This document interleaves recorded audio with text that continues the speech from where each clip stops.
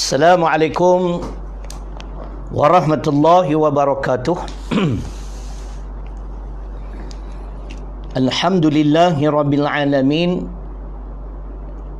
Wassalatu wassalamu ala asyrafil anbiya'i wal mursalin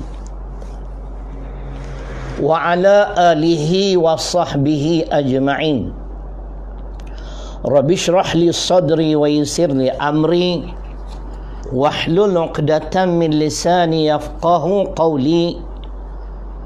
Wala hawla wala quwwata illa billahil aliyil azim. Muslimin muslimat, tuan-tuan dan puan-puan yang dirahmati Allah Subhanahu wa taala. Waalaikumsalam. Rozita Muhammad Haidi.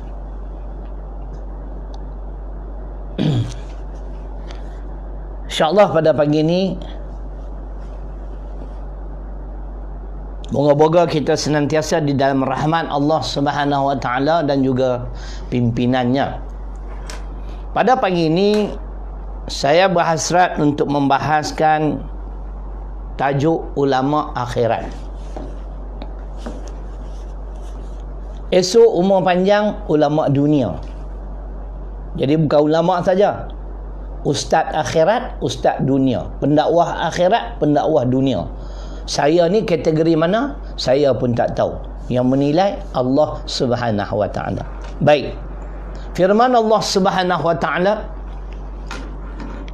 dalam surah Fatir. Surah Fatir ni surah sebelum Yasin. Surah ke-35 pada ayat 28. A'udzu billahi minasyaitonir rajim. Innama yakhsyallaha min ibadihil ulama. Yang bermaksud sesungguhnya yang paling takut. Takut apa? Takut nak melanggar perintah-perintah Allah. Dari kalangan para hamba-hambaku ialah ulama. Ulama yang ada ilmu dan beramal dengan ilmunya. Tentang ulama, hadis riwayat Abu Daud. Nabi sallallahu alaihi wasallam bersabda, "Innal ulama warasatul anbiya." Maksudnya sesungguhnya ulama itu adalah pewaris Nabi. Nabi sallallahu alaihi wasallam. Itu muqaddimah, introduction. Topik yang kita nak bahas pada pagi ni ialah ulama akhirat. Al-Quran Fatir ayat 28, hadis riwayat Abu Daud. Kalau dalam Al-Quran Allah menyanjung golongan ulama yang takut nak melanggar perintah Allah. Sudah pastinya ulama akhirat yang beramal dengan ilmu kurniaan Allah. Dalam hadis dinyatakan pula mereka ini adalah pewaris Nabi. Jadi pertama sekali saya nak bahas pada pagi ini ialah supaya kita jelas fungsi ulama.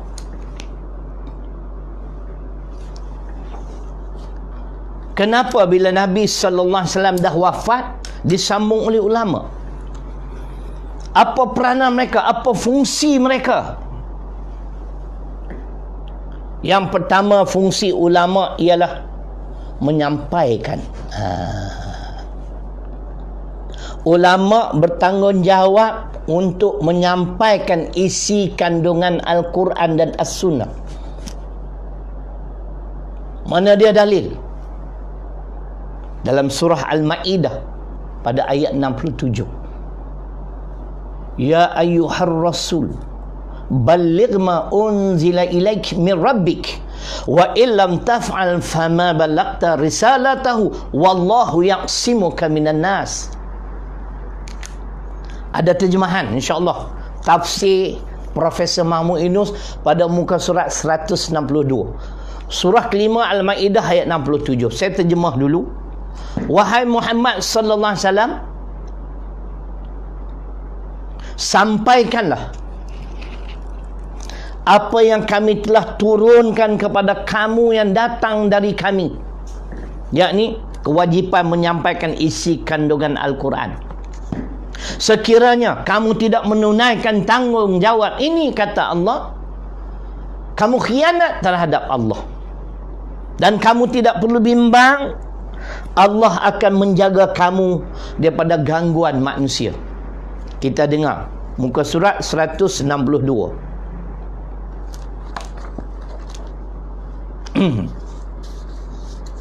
Huraian.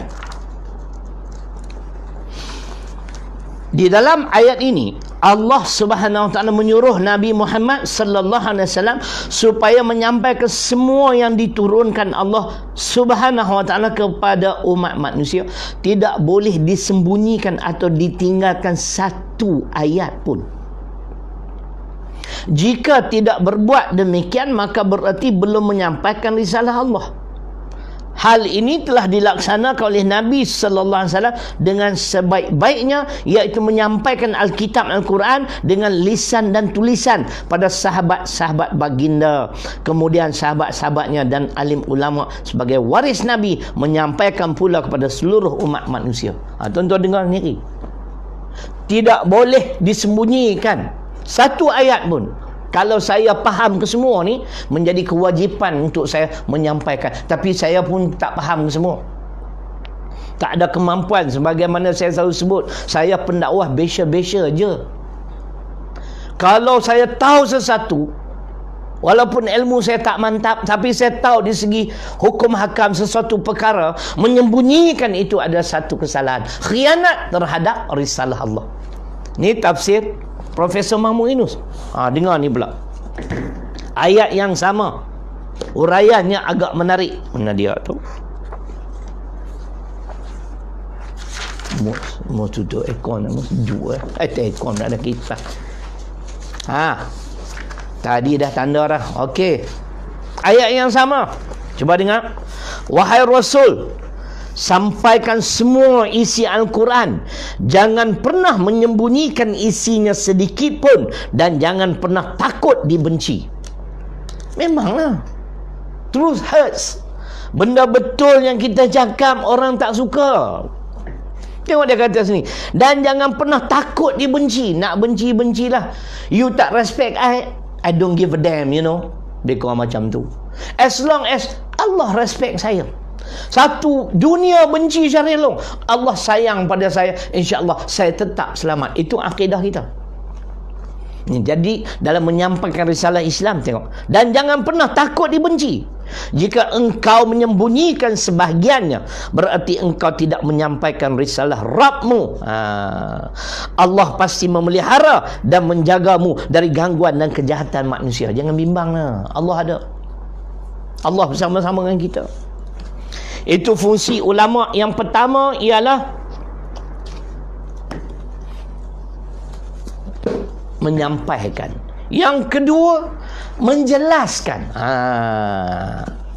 Menjelaskan isi kandungan Al-Quran dan As-Sunnah. Dalil Quran surah ke-16, surah An-Nahli ayat 44. Di pertengahan ayat 44. Tuan-tuan tak cek ke Quran? Pegang Quran lah. Cari Quran yang ada jenis ni, yang ada nota ke atas. 35 Fatir, 36 Yasin. Cepat sikit, sebab saya akan sebut nama surah, surah keberapa dan ayat. Kalau berlaku kesalahan, tolong tulis kat skrin. Ustaz salah, kita cari. Baik.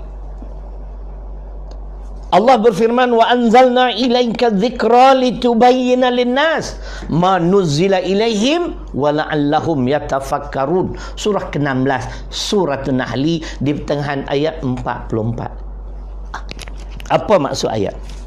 Dan kami turunkan Al-Quran supaya kamu menjelaskannya kepada manusia. Apa yang diturunkan oleh Allah kepada mereka, moga-moga mereka berfikir. Tafsiran. Saya datang awal 8.30 masuk pejabat. I'm very punctual, insya-Allah. Saya tak suka buang masa. Kalau saya tak ada kerja, tuan-tuan dan perempuan, kerja saya zikir. Tahu zikir? Tidur. Dengar ayat 44. Kami mengutus para nabi dengan membawa sejumlah mukjizat yang menunjukkan kebenaran kenabian mereka dan kitab suci yang berisi syariat dan perintah agama. Cuba dengar.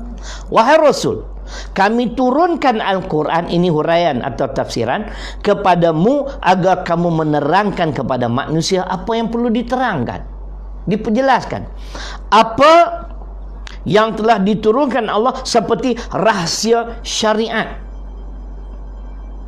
Apa dia maqasid syariah? Matlamat pensyariatan, apa rahsia dah, apa kebaikan, apa hikmahnya, perlu diperjelaskan. Hukum, janji dan ancaman agar mereka berfikir dan merenungkan isinya. Dengan demikian mereka mengetahui berbagai hakikat dan mengambil pelajaran darinya. Bukan diterjemah ayat Quran dan hadis. Kalau Al-Quran ditafsir, hadis disyarah. Saya mentafsir dan mensyarahkan hadis yang dikupas oleh ulama. Bukan saya buat sendiri. Saya tak ada kemampuan. Allah pilih saya syukurlah. Kita buatlah sikit-sikit. Kan? Ustaz Abid Liu, dia asal bukan Islam. Sekarang umur 36, buat kerja dakwah. Hari-hari dalam Facebook cerita dia jadi popular. Lebih popular pada Perdana Menteri ke-8 pula. Kan? Ada yang duk ganggu dia. Buat apa nak ganggu? Kita bagi tahulah. Nah, saya, tuan-tuan, kita tak ada kemampuan seperti beliau. Especially ustaz out there, you know. Please, dengar elok-elok. Listen carefully. An-Nisa ayat 32. Allah melarang wala tatamannau ma faddalallahu bihi ba'dakum 'ala ba'd.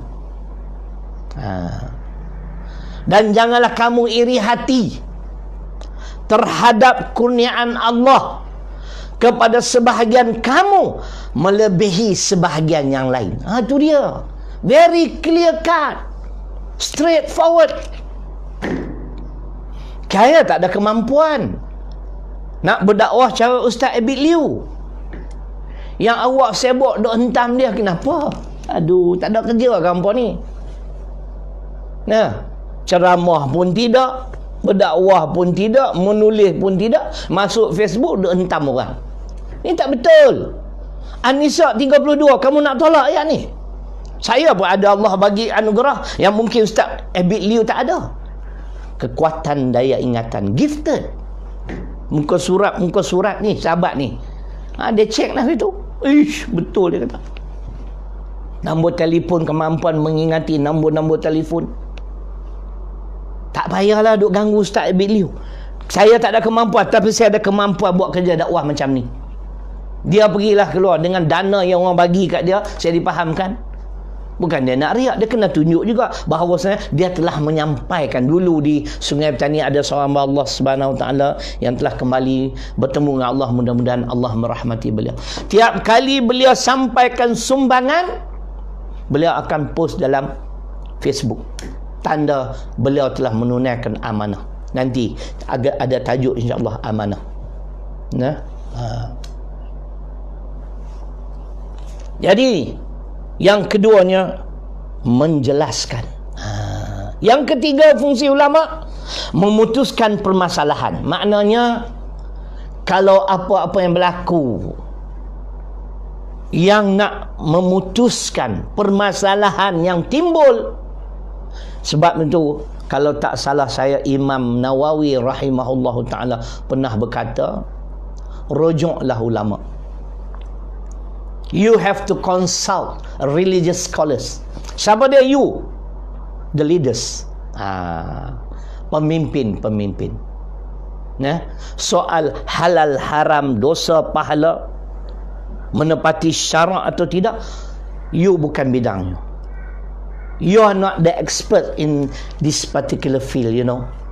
Refer to those who are experts in religion, Islamic religion.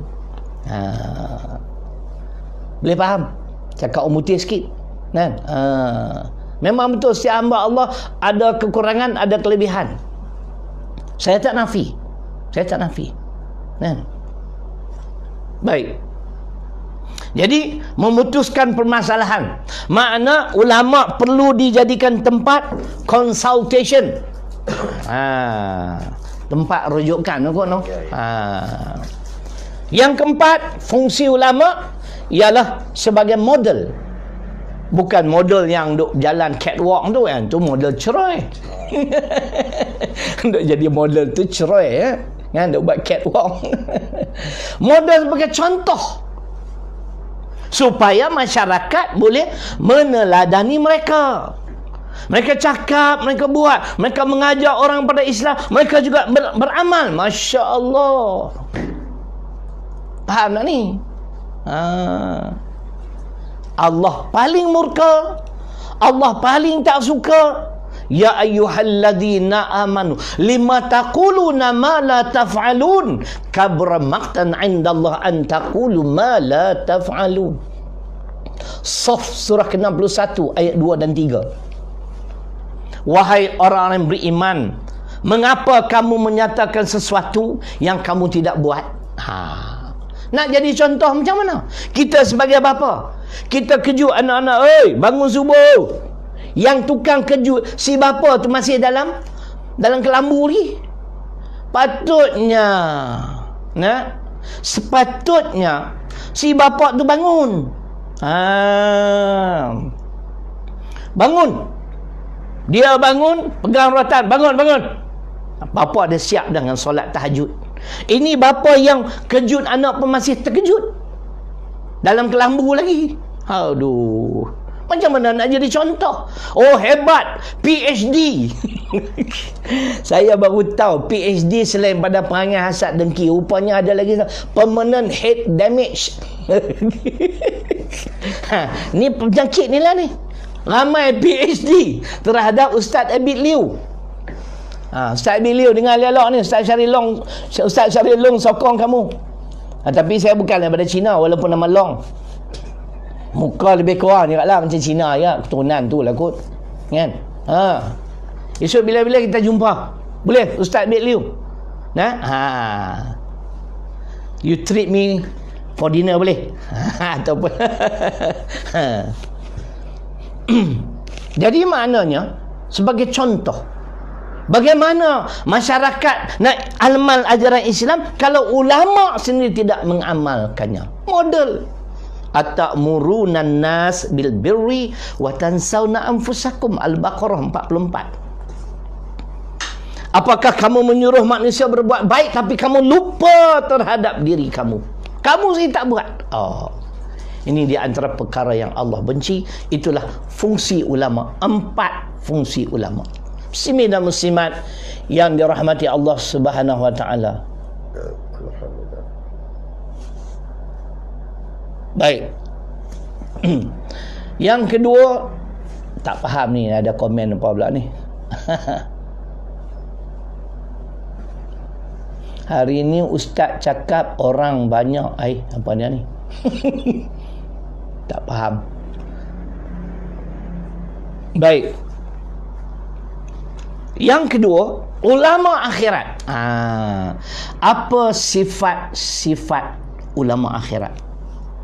Di antaranya, pertamanya, mereka mewarisi ilmu Nabi sallallahu alaihi wasallam. Nak jadi ulama bukan senang. Nak diiktiraf sebagai ulama, bukan senang.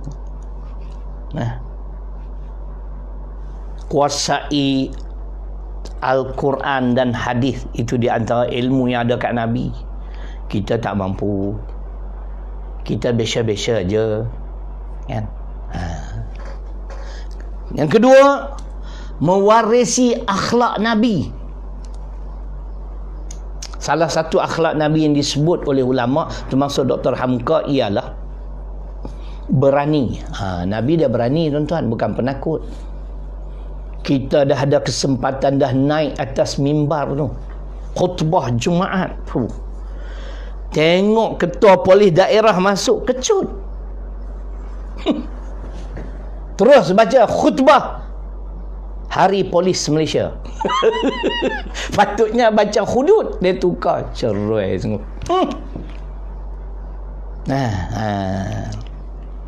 Ada satu ketika dulu orang mempertikaikan khutbah Jumaat saya kerana suara terlalu lantang. Dia tanya saya, adakah Nabi berkhutbah macam ustaz? Saya kata, tuan, Nabi lebih hebat pada saya. Mata dia merah, suara dia lantang. Mana ada? Ni pun jenis mangkuk hayun juga ni. Saya kata, tuan, balik rojok kitab Muqaddimah Mustikah Hadis, hadis yang pertama. Nampak tak? Dia pun belah balik. Tak percaya. Tengok Nabi. Memang Nabi berpidato mata merah, suara lantang. Itu akhlak Nabi. Berani. Bukan ikhlas, sabar ya. Kena ada berani juga. Kan? Baik. Yang ketiga, mewarisi perjuangan Nabi sallallahu alaihi wasallam. Nabi berjuang. Saya ingin ulang sekali lagi, Nabi Muhammad sallallahu alaihi wasallam bukan rasul semata-mata. Beliau adalah rasul yang terakhir. Beliau juga ketua rumah tangga, pemimpin rumah tangga, pemimpin masyarakat, pemimpin negara dan pemimpin pasukan perang. Tolong perbetul balik yang saya dengar sendiri dalam radio beberapa tahun dulu. Dia kata Nabi salah. Dia kata Nabi sallallahu alaihi wasallam hanya seorang rasul, bukan panglima perang, bukan pemimpin negara. Pening. Ni jenis cari makan lah ni. Itu yang dia berperang tu, dia jadi apa? 19 kali Nabi berperang, ustaz oi. Hadis Bukhari. Hadis 1560 insya-Allah. Cetakan Kelang Valley apa tu? Pergi tengok. Kalau dia berperang, dia juga pemimpin. Dia bercakap, dia buat. Bukan macam jeneral hari ni, dia duduk kat pejabat. Isap paip, tengok peta, tongkatnya kat bawah. Well, you know, hang turun lah medan perang. Gaji banyak. Bukan tentera, bukan jeneral di Malaysia ni, di Afrika Selatan. Cerai punya.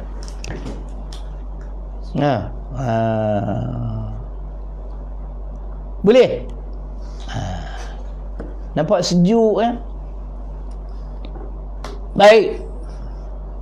Mewarisi perjuangan Nabi. Imam Al-Ghazali rahimahullahu ta'ala berkata, ulama akhirat yang pertamanya, ini saya nak bawa contoh. Umpama lilin, Candle in the Wind. Siapa menyanyi Candle in the Wind? Elton John. Sebagai candle, lilin. Lilin ni tuan-tuan asalnya panjang macam ni. Apabila kita nyalakan lilin, akhirnya dia hancur. Ulama akhirat, ulama yang umpama lilin. Inilah di antara contoh ulama akhirat. Imam Nawawi rahimahullahu ta'ala. Kita baca sikit ke surat 46, kisah beliau secara ringkas. Fatwa Imam Nawawi yang menggemparkan. Ulama di negara Syria semua bersetuju dengan keputusan hasrat pemimpin yang bernama Malik Az-Zahir, pemimpin Syria ketika itu. Beliau berhasrat untuk mengenakan cukai lah, lebih kurang macam tu. Nak diambil daripada rakyat. Selagi dia tak dengar pada mulut Imam Nawawi, dia tak puas hati. Dia jemput ke istana, lebih kurang macam tu lah.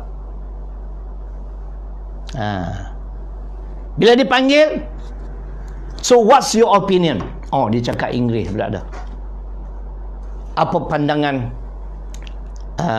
Tuan Guru Imam Nawawi ni, pengarang kitab Riyadhus Salihin dan Matan Arba'in dan lain-lain. Tuan-tuan dengar apa dia cakap. Dia kata di sini, Ni pasal nak perang ni. Dia kata di sini, dia meminta supaya tuanku membelanjakan kesemua itu untuk keperluan perang. Sehingga mereka tidak lagi mempunyai barang-barang itu, maka Patih bersedia memberikan fatwa untuk membenarkan tuanku mengambil harta rakyat. Guna wang kamu dulu. Tu ulama akhirat umpama lilin. Sebahagian ada dua versi. Sultan murka, dijatuhkan hukuman bunuh, yang saya dengar. Tapi di sini dia kata bukan hukuman bunuh, dia dibuang daerah. Kerana mempertahankan fatwa. Ini ulama umpama lilin, ulama akhirat. Bila faham tak ni? Ni yang kita nak. Janganlah kita ajar kita Imam Nawawi tapi kita penakut. Pemimpin melakukan kezaliman pun diam. Orang hina Islam pun diam. Lebih baik jangan bacalah kitab Imam Nawawi rahimahullahu ta'ala. Beliau dipujuk supaya pulang semula ke Damsyik, beliau enggan. Dia kata selagi apa? Selagi pemimpin itu ada. Nampak dia kata, saya tidak akan balik ke Damsyik selama baginda masih berkuasa. Ulama umpama lilin, ulama akhirat. Nampak tak? Yang kedua kata Imam Al-Ghazali, zuhud. Saya hanya bagi pengertian. Orang yang dengar, ustaz-ustaz yang dengar, saya bukan sentuh mana-mana peribadi. Makna zuhud ialah orang yang soleh, yang taat dan patuh kepada perintah Allah dan tidak dikuasai oleh kemewahan dan keseronokan dunia. Ini ulama akhirat. Zuhud ni Imam Nawawi, saya baca sejarah, makan satu hari satu kali je. Saya makan tak banyak. Satu sudu 5 pinggan. Yang hentam Ustaz David Liu, dia orang tunjuk gambar dia, tu dia makanan. Tak tahulah, saya pun tak kenal Ustaz ni, dia tinggal kat mana. Kan? Tak payah ada ganggu Ustaz David Liu. Seorang mu'alaf masuk Islam buat kerja mulia. Kalau di utara kita ada Ustaz Shah Shamugam. Dia punya hebat, asal India, bukan Hindu. Hindu tu agama. Dia bagi dakwah kepada orang bukan Islam yang beragama Hindu. Dia cakap depan dia orang pun insya-Allah. Macam dia orang tu dah Islam, saya pun ketawa hari tu. Insya-Allah anak benar jangan insya-Allah. Kan cerita dia. Non-Muslim converted to Islam, revert to Islam. Dia buat kerja dakwah. Kita Islam begitu lama. Aduh, letih. Kita Islam begitu lama tak berdakwah. Kadang-kadang belajar ilmu agama, balik nak makan gaji dah. Dulu semangat, kita akan memperjuangkan agama Islam. Dapat bini, dapat kerja, cerai. Lepas tu bunyi-bunyi pula bawa ajaran cerai. Reverted to Islam. Terima kasih Muhammad Salman, I know you very well. Hari tu you belanja I mi kuah. Lain kali jumpa jangan lupa, insya-Allah. Terima kasih. Kan? Itu cerita dia. Jadi maknanya umpama, yang keduanya zuhud, yang ketiga amilin. Amilin apa dia? Dia beramal dengan ilmu dia. Ini mengikut pandangan Imam Al-Ghazali, ulama akhirat, ialah yang pertama umpama lilin. Dia sanggup hancur lebur, dia menanggung segala risiko, tetapi dia nak pastikan umat Islam semuanya selamat. Masya Allah. Berapa ramai kalau nak cakap segi kebenaran pun tak berani, confirm lah. Kemudian Dia zuhud. Dia ambillah apa yang menjadi keperluan dia, jangan lebih-lebih sangat. Kan? Yang ketiganya ialah amilin. Dia beramal. Dia juga bangun malam. Dia baca Quran. Allah. Saya pergi ziarah tuan-tuan seorang ulama yang masih hidup hingga masa kini. Moga-moga Allah merahmati, memberkati kehidupan beliau. Tak payah mention nama. Masya Allah. Dia cerita kat saya. Adakah riak? Dia cerita dia sebagai muallim, sebagai guru, sebagai mursyid. Guru yang mursyid nak bagi tahu. Dia cerita kat saya, tuan-tuan, setiap malam dia bangun tahajud pukul 2 pagi. Allahu Akbar. Terima kasih Mama Arif, selamat. Doakan saya isteri, insya-Allah sihat. Pukul 2 sampai pukul 5 solat. Pukul 5 lagi tak masuk subuh baca Quran. Setiap hari dia baca 1 juzuk. 30 hari khatam Quran. Puasa sunat, Masya Allah punya banyak. Dia ulama. Waktu tutup kata dia, Allah izin. Jangan main-main. Bahkan tuan-tuan, gerak-geri kita, cara kita bercakap, kita duduk, dia dah boleh i'rab dah. Dia boleh kenal kita ni, tabiat kita, fi'il kita. Masya Allah. Itu yang dikatakan wali-wali. Jangan salah faham. Wali ni adalah kekasih Allah. Kelebihan wali, kena tengok surah Muhammad, surah ke-47 ayat 30. Jangan tak percaya ada wali. Kita pergi rumah dia, kita belum sempat buka mulut, dia tahu dah apa hajat kita. Masya Allah. Itu bukan flash in the pan, bukan nasib dia teka-teka, dah Tuhan Allah sebut dalam Quran. Kami mengajar kamu supaya mengenal manusia.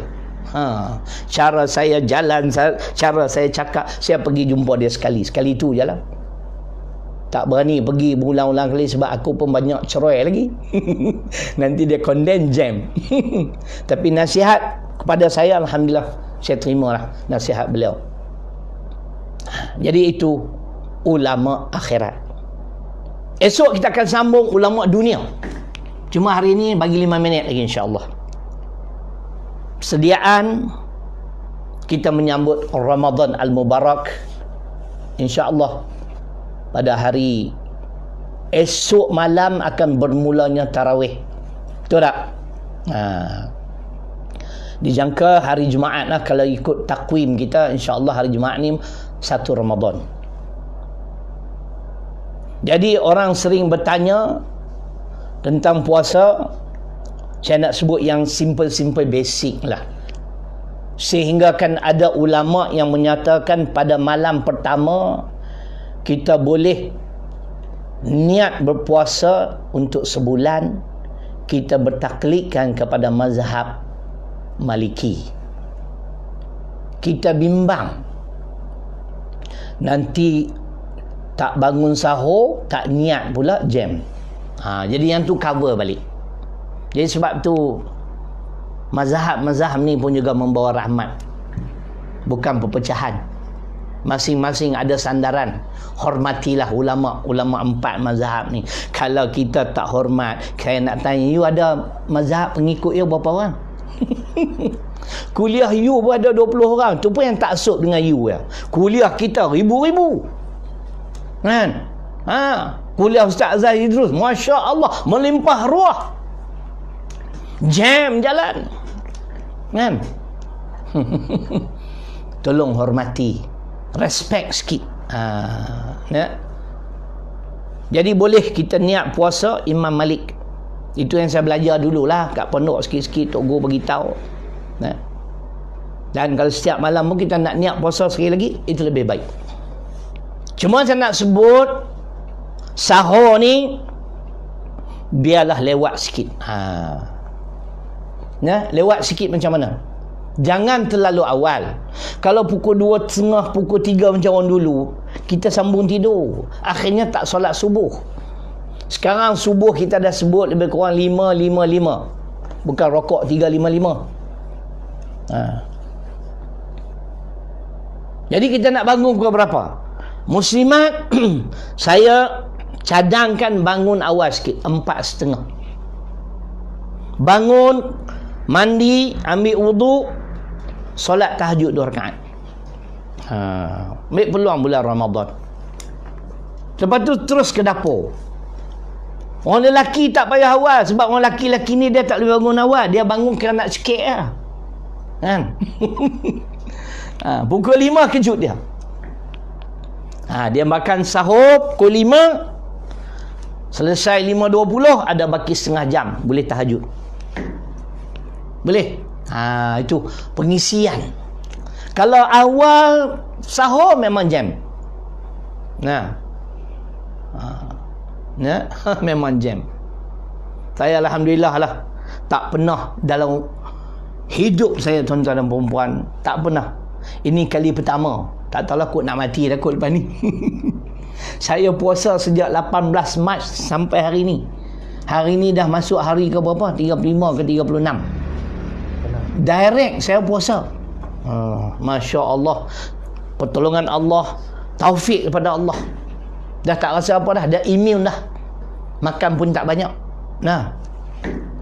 Mudah-mudahan Allah beri kesihatan, panjangkan umur saya, dapat bertemu dengan Ramadan, dapat menyempurnakan pula bulan Ramadan. Itu tentang puasa, boleh diniatkan ikut mazhab Maliki.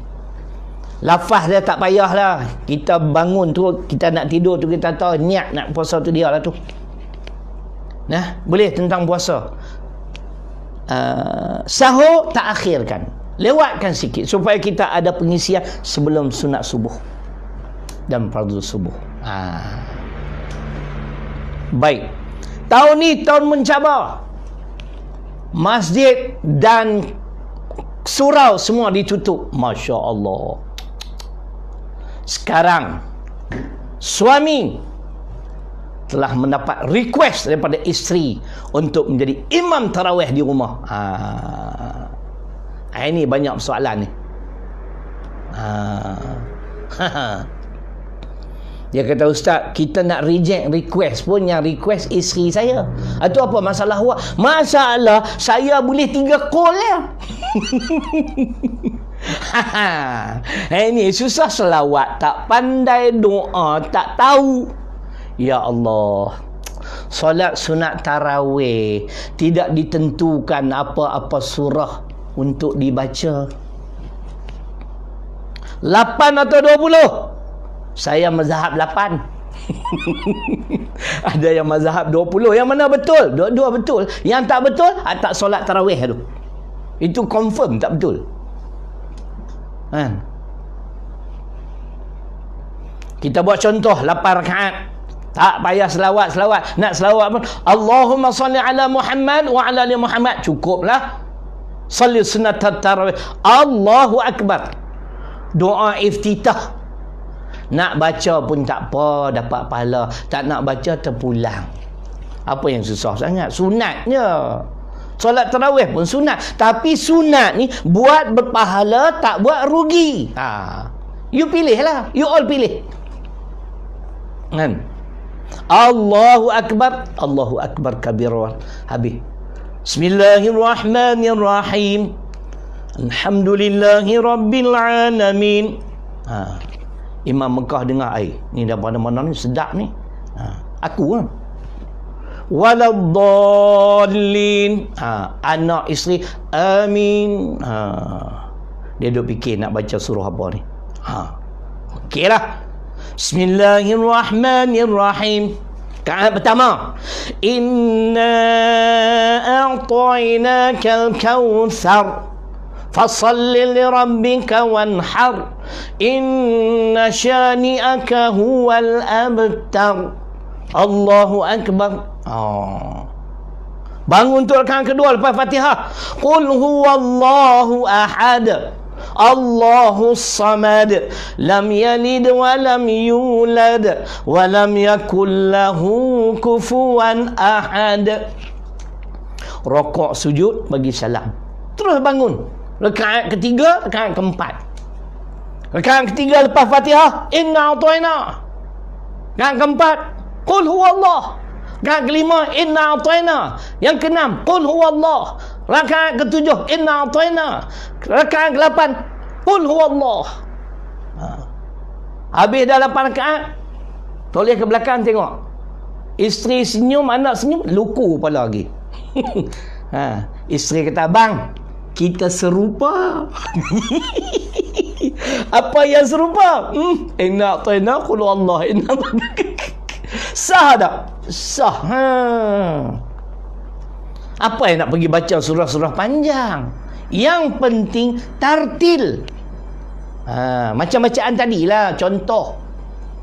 Jangan terlalu cepat, jangan terlalu lambat. Pertengahan. Jadi kita penuhkan bulan Ramadan. Dah kita semua tak ke surau, ke masjid. Jadi imam tarawih di rumah. Kita jadi imam kepada isteri dan anak-anak. Esok bangun sahur, isteri 2 rakaat tahajud, masuk ke dapur. Suami bangun mandi-mandi, solat.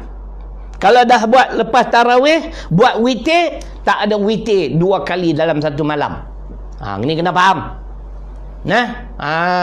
Makna saya selepas tarawih habis. Atau bila ustaz buat witir? Sekali itu dekat surau. Saya habis tarawih, saya berhentilah. Witir nak balik buat kat rumah. Saya suruhlah budak-budak tu, pergi sembahyang witir. Dia kata, ustaz pun tak solat. Aku tak mangkuk ayun tu. Ustaz tak solat, suruh kami solat. Ustaz buat kat rumah. Aku lanyak lagi budak ni. Serem. Jadi tu pulang. Lepas tarawih, sambung dengan witir 2 rakaat, kemudian 1 rakaat, 2 salam lah. Tak nak sambung, duduk diam, baca Quran. Ini pengisian. Nanti saya ulang semula lah lepas-lepas ni sikit-sikit. Bagaimana untuk mendapat Lailatul Qadar. Ini ilmu yang Syekh Fahmi Zamzam sampaikan kepada kami 30 tahun dulu. Kemudian kita balik rumah terus ke baca Quran apa, baru tidur. Bangun pagi esok, tahajud.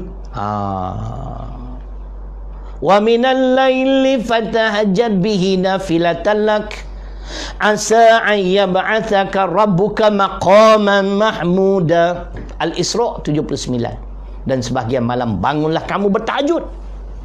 Tahajud tak ada had rakaat. 2 rakaat 1 salam, 2 rakaat. Kalau larat buatlah sampai 100 rakaat kalau larat.